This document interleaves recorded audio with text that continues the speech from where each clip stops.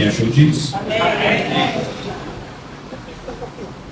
Lucas capítulo 23, versículo 34.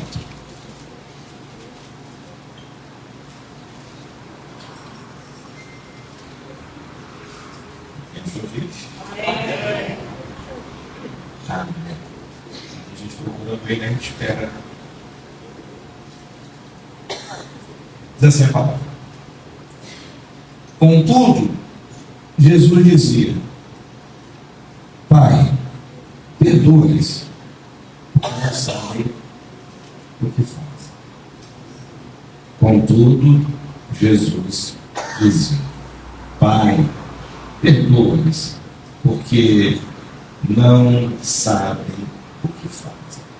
Espírito Santo, muito obrigado, Deus, por estarmos aqui, por ter trazido esse povo intrépido, valente, ousado, que não se acomodou com a possibilidade de ficar sentadinho no sofá, vendo a chuva na janela, com um clima mais agradável que o habitual, mas ele num inconformismo em que o espírito incomodava para que isso não acontecesse, se levantou e veio oferecer o melhor para ti.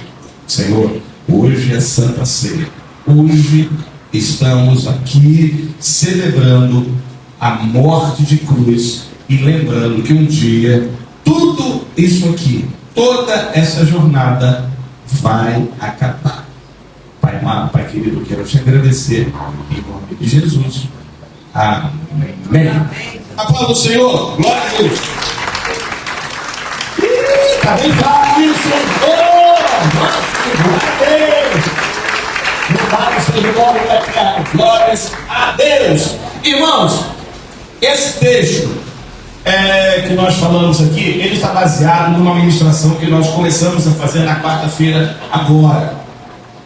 Se você não pôde vir na quarta passada, se você estava cansado, se você estava doente, se você estava sei lá o que, quero convidar você a dizer que quarta também tem culto, irmão.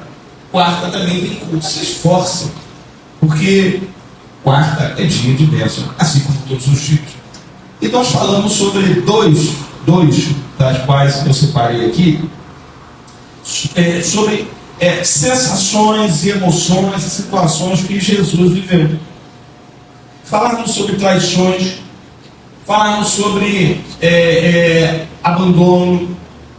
E o tema dessa mensagem, inicialmente, está em João 21, versículo 15. Isso tem na página da igreja, no Facebook da igreja. Você acesse, abra o culto de quarta-feira passada e assista a pregação, que a gente não vai repetir, eu vou dar sequência daquilo que a gente não falou. Então, ora, todo mundo vive verdadeiros turbilhões de emoções. A mente humana é uma coisa tão complexa que só mesmo Deus para entender o ser humano, porque nem o ser humano entende si mesmo.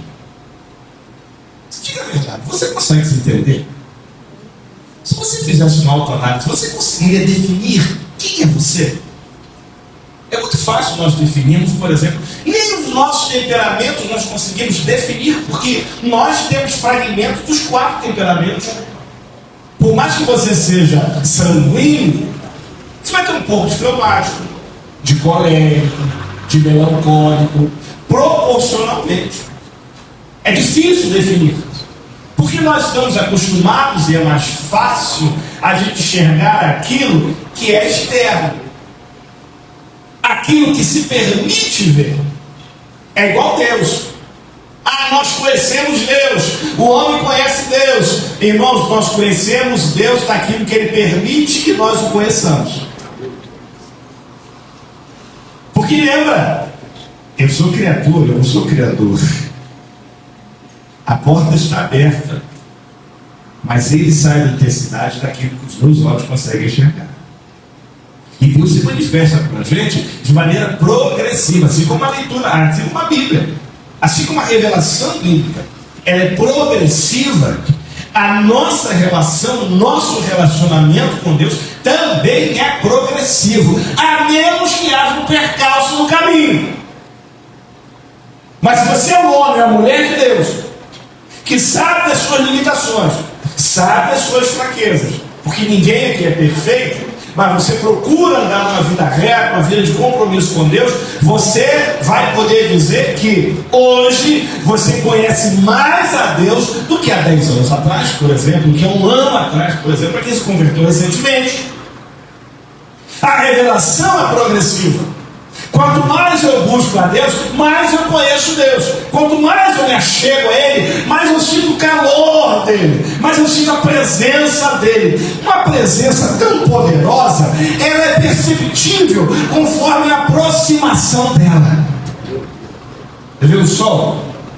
Denise estava vendo um vídeo e estava mostrando a proporção do tamanho do sol. Aí mostrava Marte, mostrava a Lua, mostrava a Terra. Aí você viu, ó, queria Terra assim, daqui a pouco vem Saturno, gigantesco. Daqui a pouco vem Júpiter, uma coisa gigante. Aí vai e coloca o Sol, coisa gigante, imensa.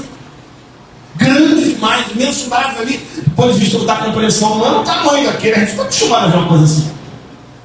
E com toda essa distância, a gente consegue enxergar o Sol lá brilhando. Quanto mais você se aproxima da luz do sol, mais intensa você percebe que ela fica. Quanto mais você se aproxima do sol, mais quente você sente. Por quê? Porque a proximidade dele te faz sentir a consequência e faz sentir realmente a natureza dele, que é calor e é brilho. Quanto mais você se aproxima de Deus, mais você passa a conhecer a essência de Deus. É por isso que é difícil entender que um crente que está próximo de Deus é um crente fofoqueiro. Não é, pastor? É um crente invejoso. É um crente que não se alegra com a vitória dos outros. É um crente que não se preocupa com a obra de Deus. Porque existem coisas que necessariamente fazem parte do processo. Aliás, de falar em vitória, eu falei de manhã aqui, já foi dito aqui, esse ano, no início do ano, nós tivemos mais 2 concursados aqui na igreja, amém? Falei de manhã que aqui a gente tem unção no concurso, dos aprovados aqui. Amém? Porque, pastor, eu passei, só tem gente que não fala, né? O irmão Adriano falou aqui do Alisson, que ele acabou, foi direto para a primeira semana, já foi lá, raspar o cabelinho do garoto. Aqui, a glória dele. Tem outra pessoa que eu não sei se já falou, mas por sigilo a gente não fala o nome, que também foi aprovada em outro concurso. Glória a Deus, gente. Sabe o que é isso? Isso é a unção de Deus nesse lugar. É bênção que é essa igreja. Unção da prosperidade. Sabe? Unção da prosperidade. Quanto mais eu me aproximo de Deus, mais eu sinto o calor dele, mais eu sinto a presença dele. E mais eu sou transformado por isso. Mais eu vejo. E a Bíblia fala que Jesus, já que eu me aproximo de Deus, eu consigo a sentir, ver aquilo que emana de Jesus. Uma coisa também começa a perceber que os discípulos, eles acabaram ficando parecidos com Jesus. Você sabe qual é o fenômeno dos casais?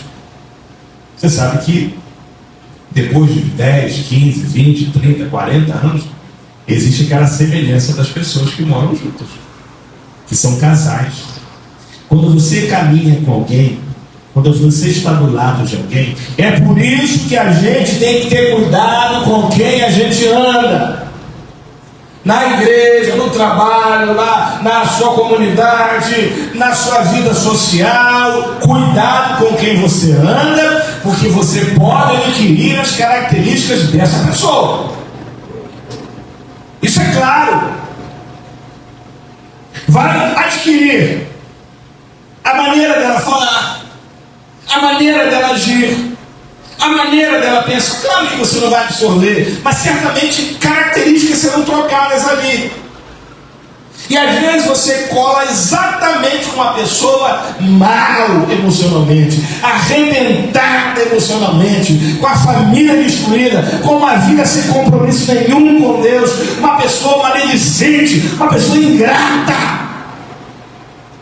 Irmão, fuja de gente que vai te levar para o buraco. Já chega os seus próprios problemas. Para de arrumar, buscar confusão para a sua vida com gente que não te acrescentará nada. Ajudar é uma coisa. E mesmo assim para ajudar é complicado, porque às vezes você está ajudando alguém que está passando pela prova que Deus mandou. Às vezes você está ajudando um Jonas e não sabe.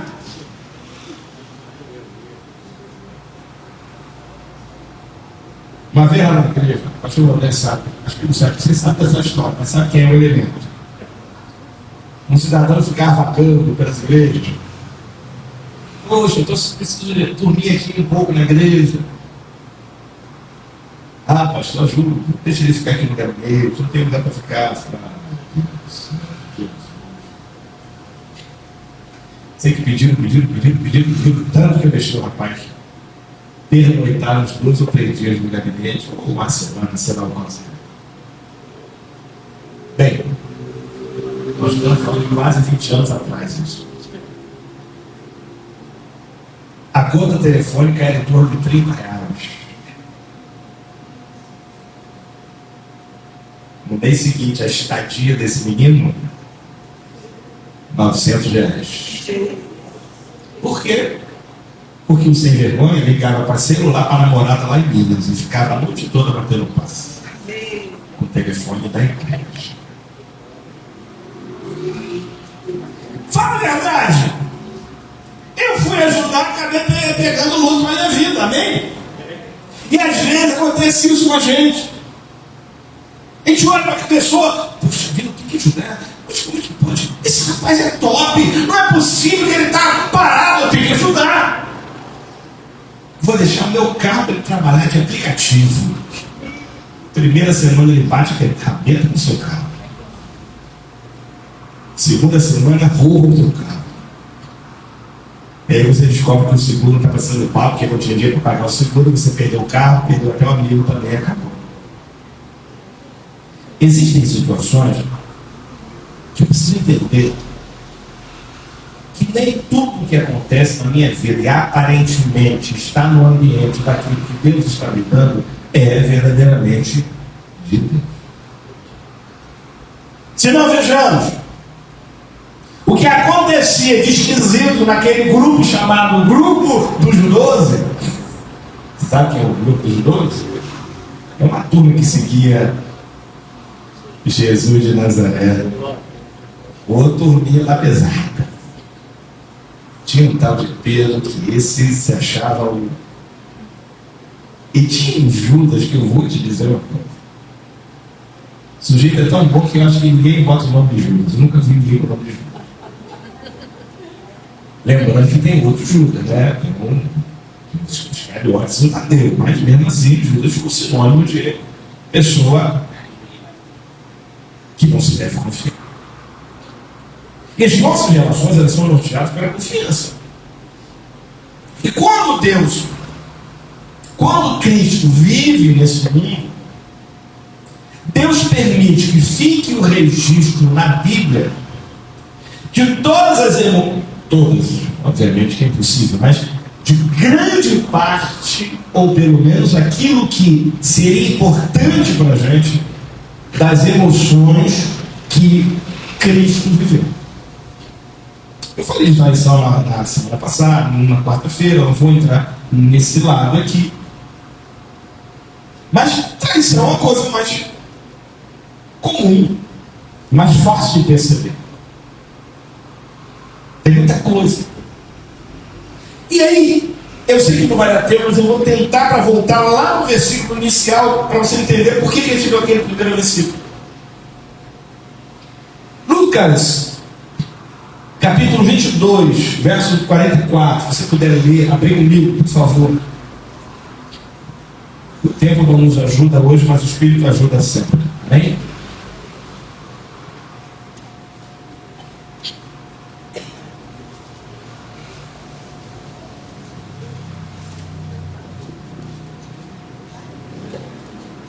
Ah, esse rapaz era baterista, tá? Só que você. Mas não era aquilo não, tá? Essa Deus já tratou, já levou para outro lugar. Pastor Modesta volta? Faz isso não, por favor, não.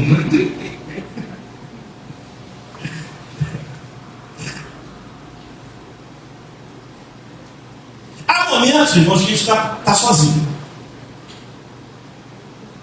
Eu sempre rio comigo assim, porque às vezes alguém fala comigo, pastor, eu estou sozinho. Eu estou sozinho, pastor. Lucas 22, tá? Amém? Eu estou sozinho, pastor. Eu estou sozinho. Sou eu e Deus.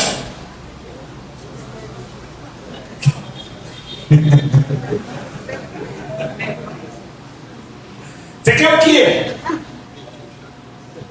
Quem você quer que tenha do seu lado?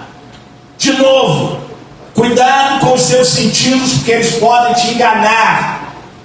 Os nossos olhos são enganosos, assim como o nosso coração. Muitas vezes nós estamos olhando pessoas ao nosso lado, mas na hora do problema, isso é como se nós estivéssemos olhando para miragens, porque nenhuma delas ficará ao nosso lado quando você realmente passar pela prova.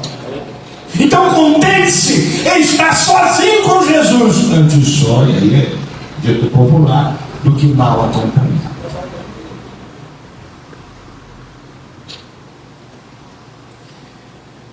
Você já passou agonia?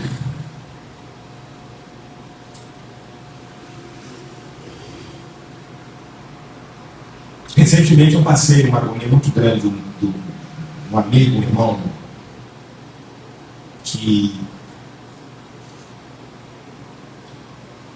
a gente chegou no hospital e o médico falou, olha, não tem mais jeito, está em coma. E é só uma questão de tempo para ele vir a onda. Eu e a família, a gente estava no saguão do hospital, acho que é o hospital de Niterói. Eu falei, meu Deus do céu. E a oração não vale nada. A oração não é possível, meu Deus. E a agonia da morte, não da nossa, mas de alguém que nós amamos, é algo mensurável.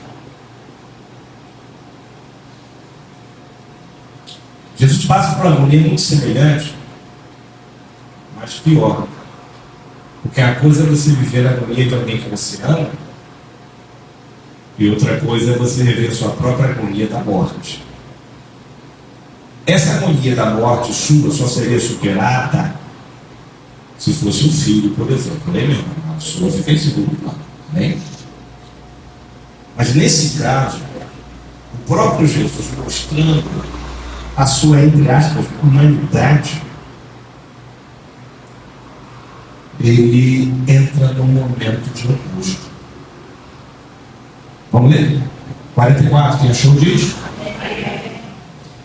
E estando em agonia, está dizendo que Cristo estava em agonia.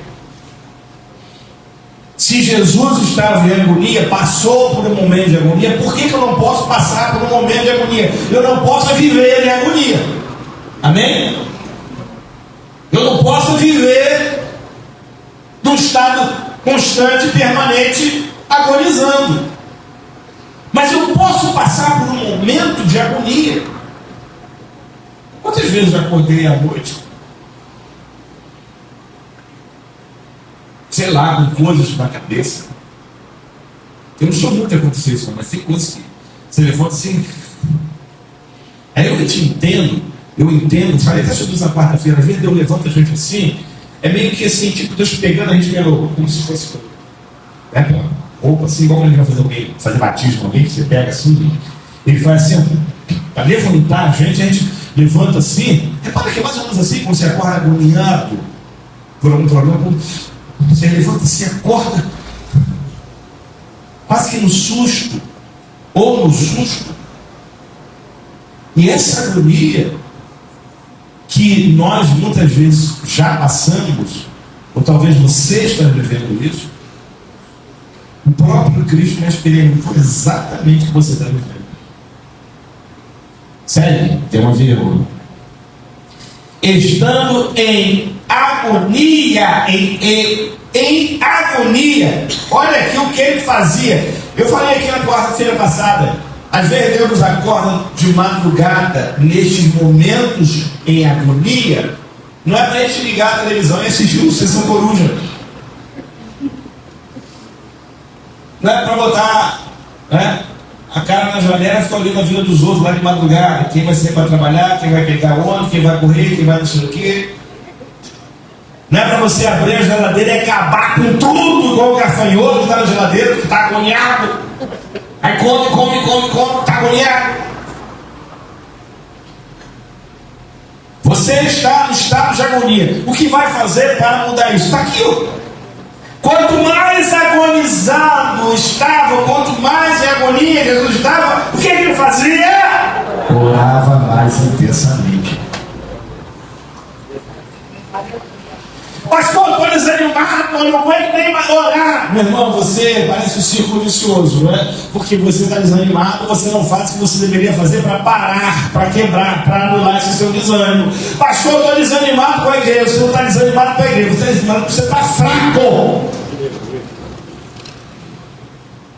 Entenda isso. Se você vier falar comigo, se você já falou, você já ouviu dizer isso. Você está desanimado, não é porque o irmão falou uma coisa com você, não é porque o pastor pregou uma coisa que você não gosta, não é porque a igreja é isso, a igreja é aquilo. Você está desanimado porque você está fraco. Porque se você estivesse forte, nada ia abalar você.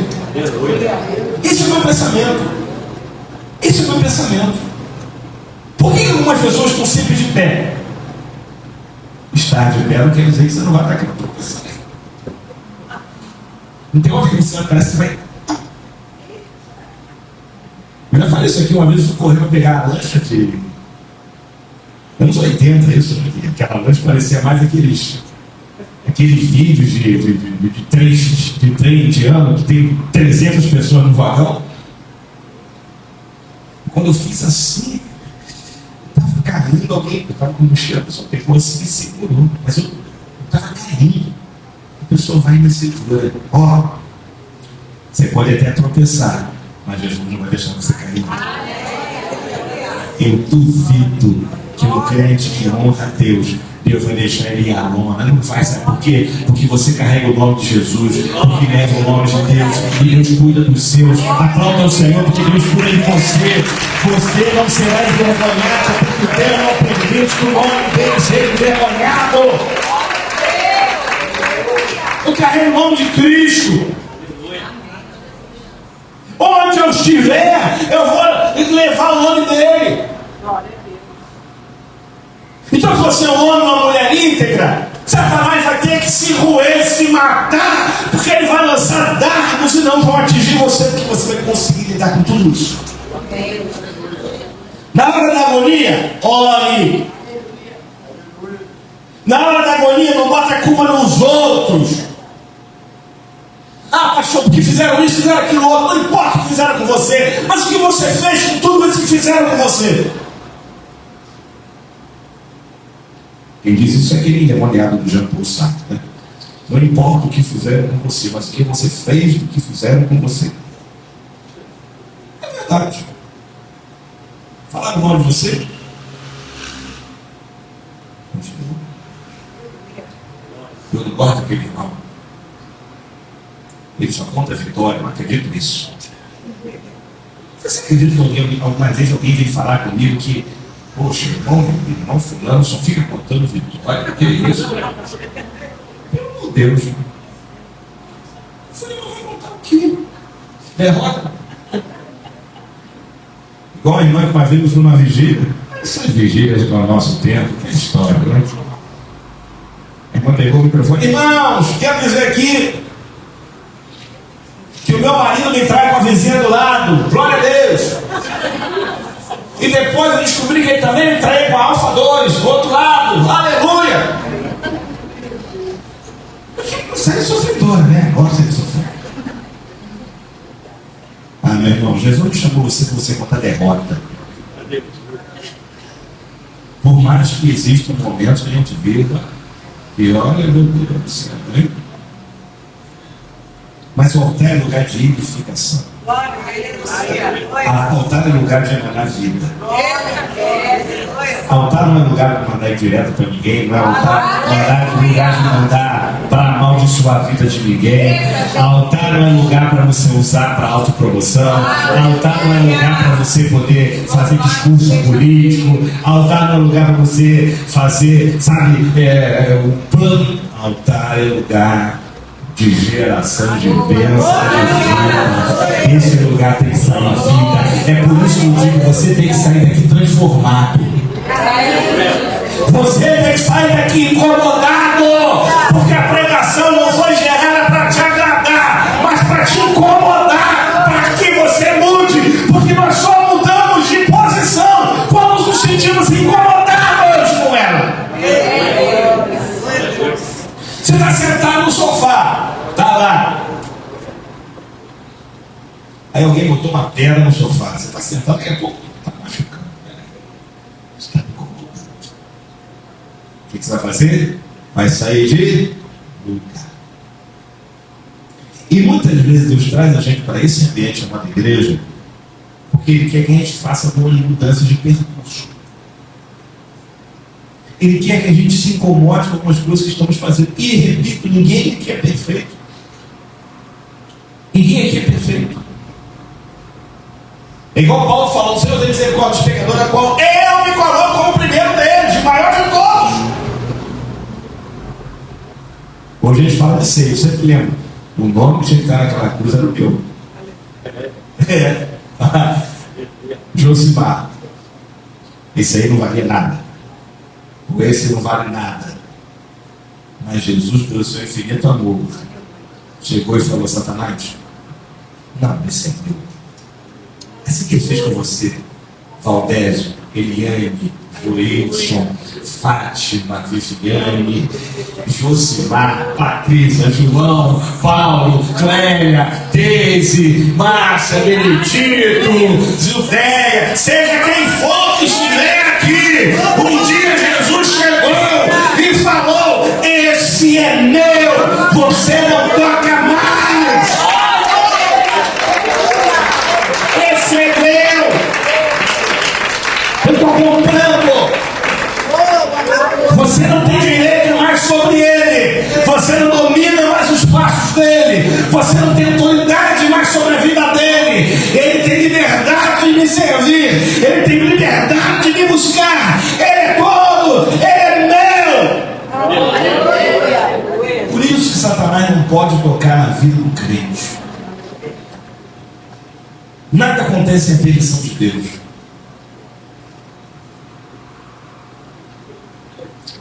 Ponto.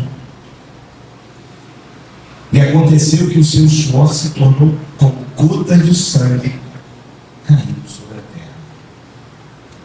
O pessoal da área médica fala que isso é perfeitamente possível. Eu, sinceramente, eu confesso que eu nunca busquei me aprofundar mais nesse assunto, porque para mim é uma coisa tão clara, tão objetiva.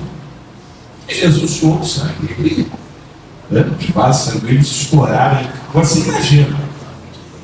A pessoa fica tão tensa que os vasos estouram. Gente, isso é uma coisa.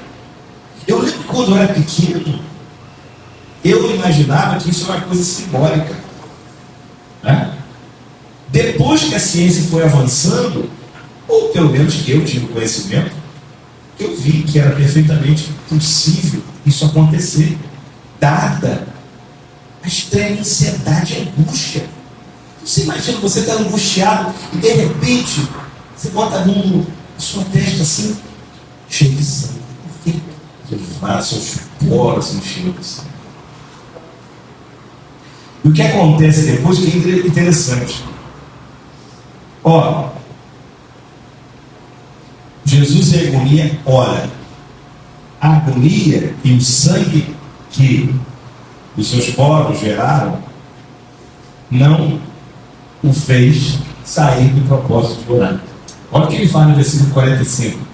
levantando-se da oração, foi ter com os discípulos e os achou dormindo de tristeza e disse-lhes: por que estás dormindo? É Jesus falando para a gente: por que você está dormindo cheio de tristeza? Por que você está agindo como se nada mais fosse possível realizar? Por que você abandonou tudo e agora você dorme praticamente como se nada fosse mudar mais? Levantai-vos e orai para que não entreis em tentação. Olha a dinâmica do que aconteceu. Cristo em agonia de morte, soa sangue, mas continua orando. Mesmo assim ele tem força para levantar. Ele vai se encontrar com os discípulos, encontra todos eles desanimados, achando que era o fim, e fala para eles: não fiquem desanimados, se levanta e ora. Para quê? Para que você não caia na tentação do diabo. Sabe por que muitos irmãos estão caindo em tentação? Porque já perderam o hábito de orar há muito tempo. Eu vejo isso aqui na igreja. Eu quero apontar ninguém, evidentemente. Eu só vejo isso aqui e em 99,9% das igrejas do mundo. Marca a reunião de oração. Cheia a igreja. Cheia diante de Deus. Tem 2, 3, 4, 5. E vem o irmão da prova da vez. Sabe qual é o irmão da prova da vez? É quem está passando pela prova, que pede ajuda para todo mundo, mas quando ele é abençoado, ele vira irmão cometa, né? Ele aparece de vez em vez. Irmão, a vida é sua, você faz o que você quiser com ela. Mas a palavra tem que ser pregada. Está te incomodando? Amém. Não te incomode mais. Levanta, para que o diabo não tenha o propósito de que ele se aproximou de você. Irmãos, Cristo fala, ele tem aqui a tentação, tem também a morte de Lázaro, como Cristo chorou. Tem mais 4 tópicos, não tem como a gente continuar. Não tem. Eu gostaria de dizer para você hoje, dia de Santa Ceia, as angústias que vivemos, as dores que enfrentamos e aquilo que vivemos, que sofremos, não é nada comparado ao que Jesus viveu. Jesus sofre tudo isso para que eu possa ter vida em abundância. E sabe quando o profeta fala que por causa das suas pisaduras foram saradas? Ele morreu a nossa morte para que vivêssemos a vida. Então Jesus Cristo não esqueceu de você. Eu tenho que entender agora, próximo que é em nome de Jesus, a gente tem que parar no lado.